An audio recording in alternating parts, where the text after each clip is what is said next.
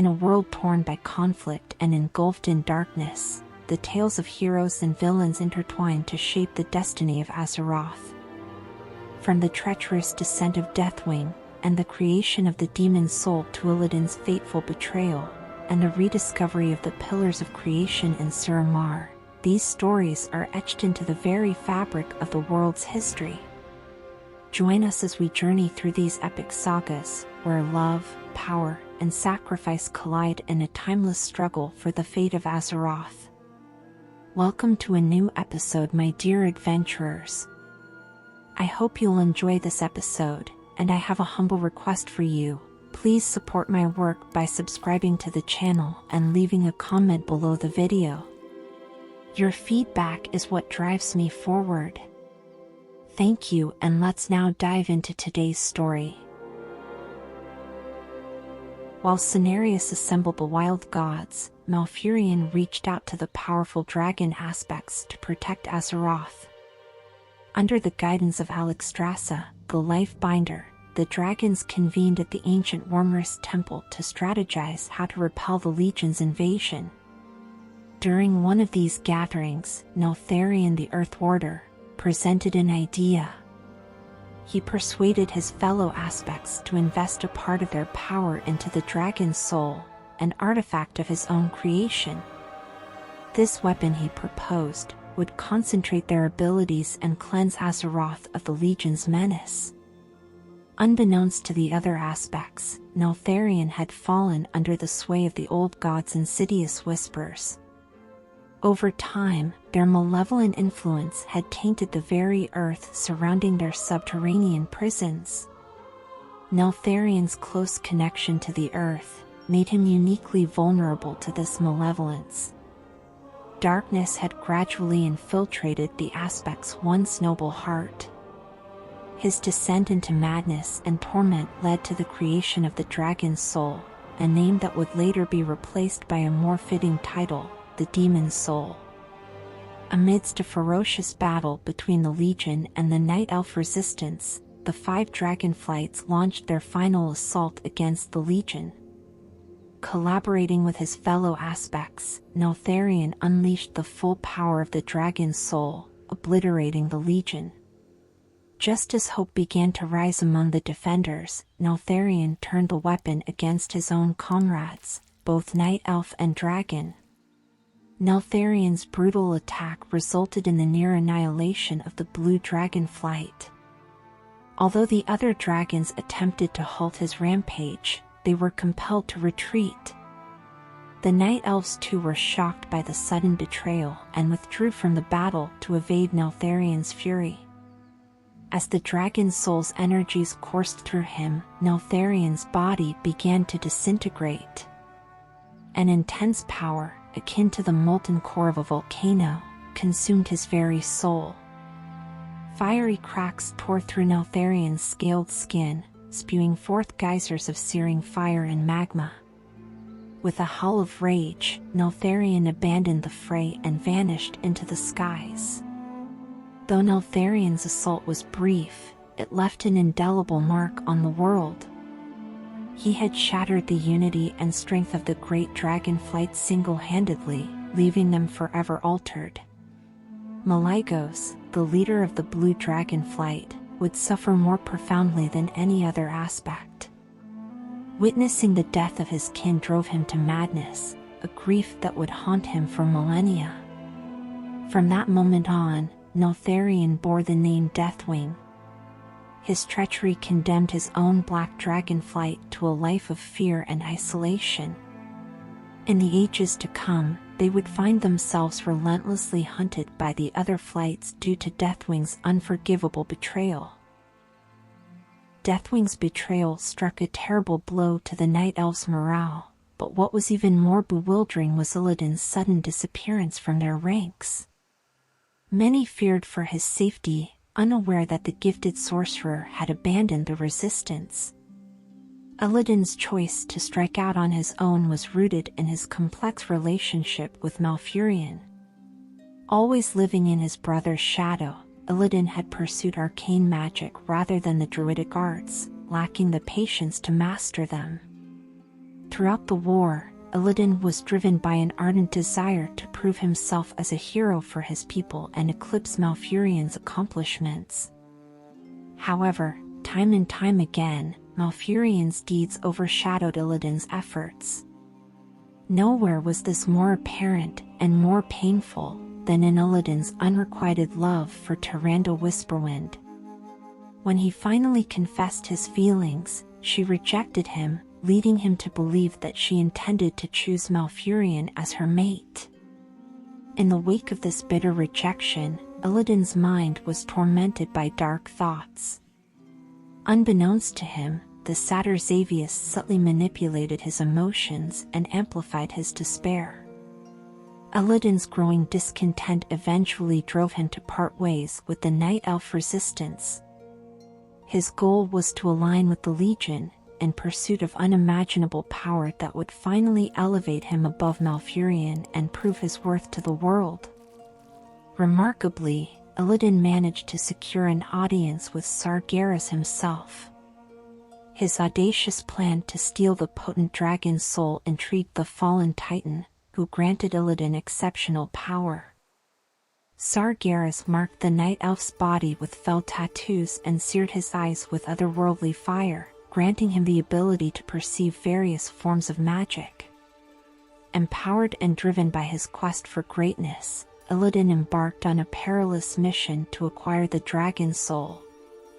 During this journey, he encountered Deathwing, witnessing the aspect's ravaged and tormented form, held together by adamantium plates. Ultimately, Illidan successfully obtained the dragon's soul and delivered it to the Highborn, who would use it in the next phase of their nefarious plans. An essential component to create a colossal gateway within the heart of the Well of Eternity, through which Sargeras himself could enter Azeroth. Illidan would later claim that his actions were driven by noble intentions, that he sought to learn about the demons and find a way to defeat them. Nevertheless, his reckless pursuit of greatness would forever haunt him, tarnishing his reputation. Amid the chaotic battles that engulfed central Kalimdor, a secretive sect of Azshara's highborn servants found themselves wrestling with their loyalty to the Queen and their concerns for their own future. Stationed in Suramar, these sorcerers acted as an extension of Azshara's will, conducting covert operations to ensure her rule and bolster the Empire's strength. Among their many duties, their remarkable expertise lay in the acquisition of powerful artifacts. These relics, most of which were stored within the vast vault of antiquities in Suramar, were crucial to their operations. Notably, the Highborn uncovered the long-forgotten Pillars of Creation, an extraordinary set of relics that the ancient keepers had once used to shape and maintain the Order of Azeroth in ancient times. As the war raged on, the elite Highborn of Suramar began to question their loyalty to Azshara. Grand Magistrix Elisande, their leader, grew increasingly suspicious of the Legion's intentions. The monstrous demons had wreaked havoc on the Night Elf's glorious empire and tainted the land with fell magic. Elisande's distress deepened when she learned of the demons' plan to transform Suramar into a new staging ground for the war. They had started to create a gateway to the twisting nether within the city's most prominent structure, the Temple of Elune. This portal would allow Legion reinforcements to pour into Azeroth and overwhelm the Night Elf resistance from a second front. Elisande was convinced that this portal would bring ruin to Suramar and its inhabitants. She and her followers decided to sever ties with the other Highborn and take action to sabotage the Legion's plans. They sought out the potent artifacts they had acquired over the years, knowing that the Pillars of Creation held the raw power required to neutralize the Legion's portal. With these artifacts in their possession, Elisande and her Highborn launched an assault on the demons in Suramar. As the new portal roared to life, the sorcerers channeled their magic through the pillars of creation, weaving a powerful spell that sealed the gateway with unbreakable seals, effectively thwarting the Legion's attempt to create a new portal. Although they had prevented the immediate threat, Elisande and her rebellious highborn had no intention of joining the Night Elf resistance in the ongoing battle against the Legion. Fearing the impending calamity, they focused on fortifying their holdings in Suramar. Harnessing the power of the Eye of Aman'Thul, one of the pillars of creation, they created a colossal wellspring of arcane magic known as the Night Well. This source of power not only sustained the sorcerers but also shielded them from future threats. Over the millennia, the Night Well would alter Elisande and her followers, transforming them into a distinct new race, known as the Nightborn. Amidst the backdrop of relentless battles that consumed central Kalimdor, a ray of hope emerged within the Night Elf resistance. The courageous leader, Jared Shadowsong, defied the conventions of nobility. A formidable warrior and a brilliant tactician, Jared was resolute in his efforts to bolster the resistance.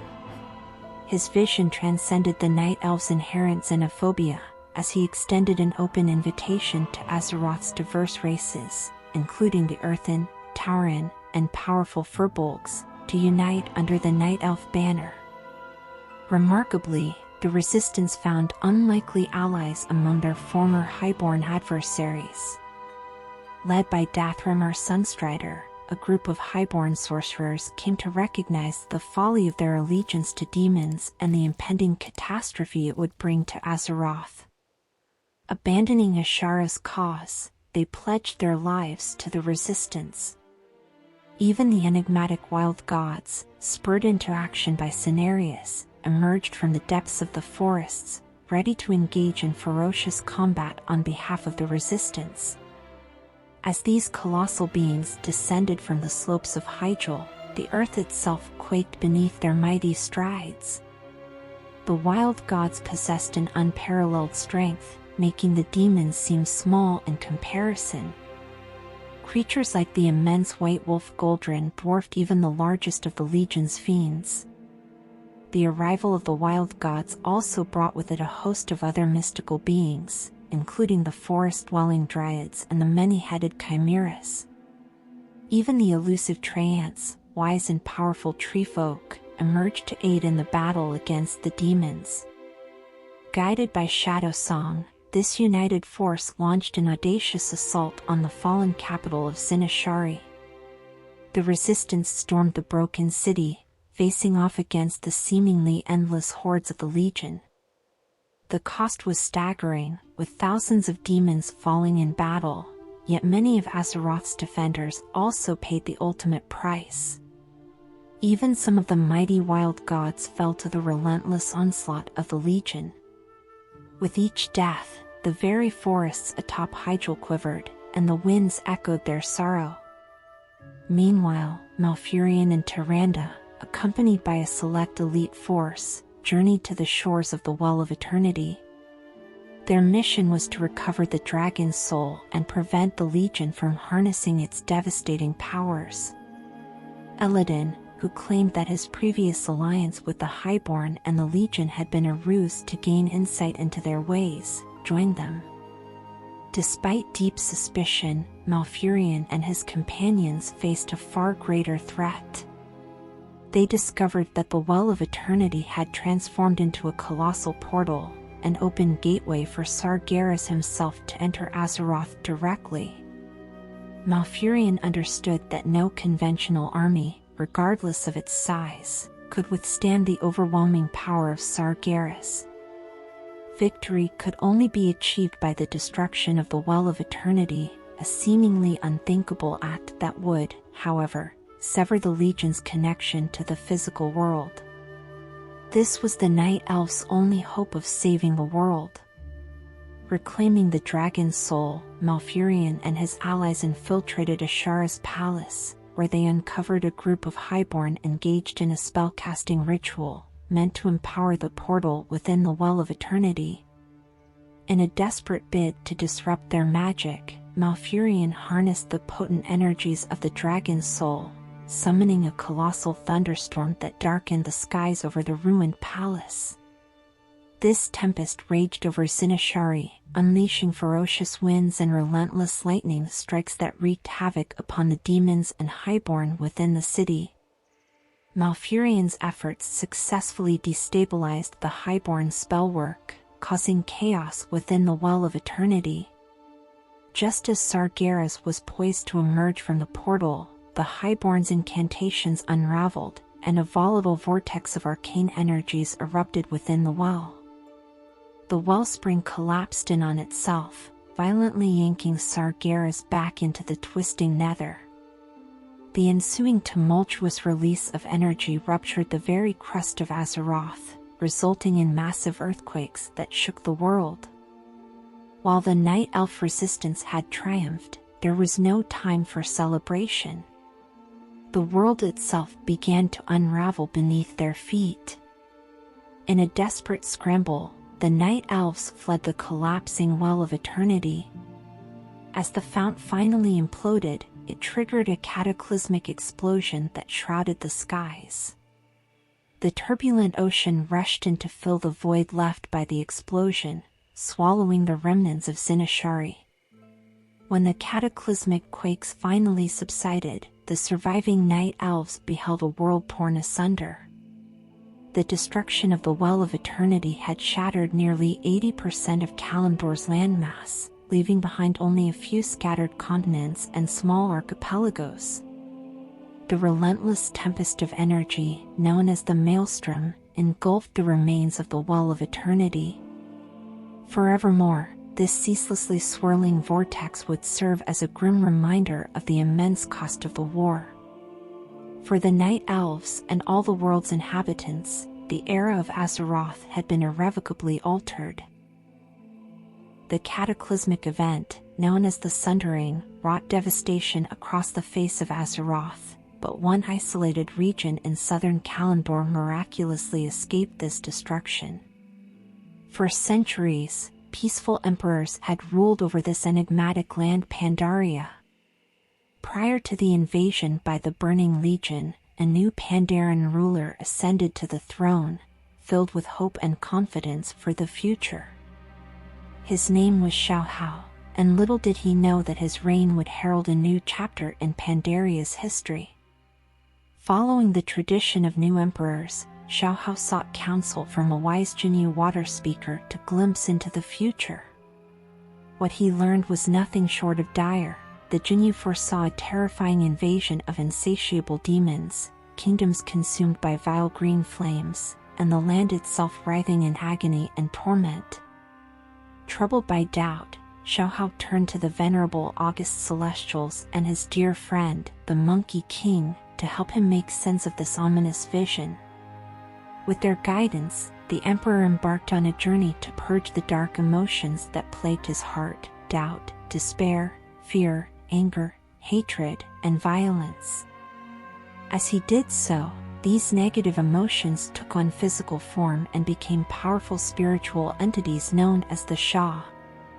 One by one, ShaoHao harnessed his newfound wisdom to confront these Sha and sealed them deep beneath Pandaria. There they would remain festering beneath the earth's surface. Guarded by the Shadow Pan, an elite order of highly trained Pandaren warriors, founded by ShaoHao to watch over the imprisoned Sha. Now filled with newfound confidence and purpose, ShaoHao was determined to shield Pandaria from the impending Sundering. His plan was to separate his land from the rest of Kalimdor. He embarked on this grand task within the heart of Pandaria, specifically at the sacred Vale of Eternal Blossoms. There, he concentrated his powers to sever his empire from the mainland. However, no matter how hard he tried, he couldn't succeed. His doubts and fears resurfaced, and across Pandaria, the imprisoned Sha stirred to life, feeding on the Emperor's uncertainties. As the legion's foul magic set the skies ablaze, ShaoHao urgently sought the aid of the wisest August Celestial, the Jade Serpent. She materialized in the tumultuous heavens and conveyed to ShaoHao that Pandaria was more than just his empire. It was all interconnected, a single entity. With this revelation, ShaoHao comprehended the Jade Serpent's guidance. To save his land, he must become one with it, despite his dreams of a long and prosperous life. With clarity of mind and unwavering determination, ShaoHao merged his spirit with the very essence of Pandaria, compelling it to detach from the rest of Kalimdor. His very being shrouded Pandaria in a dense mist that concealed it from the outside world and shielded it from the impending Sundering. For the next 10,000 years, Pandaria would remain hidden, and it faded into legend. As we wrap up today's episode, I trust you've acquired fresh insights and knowledge. I'd love to hear your thoughts in the comments, what you enjoyed about the episode and the new information you've gleaned. To my dedicated viewers, if you haven't already, kindly hit that subscribe button to show your support. Until our next episode, I wish all of you, my fantastic audience, nothing but the best.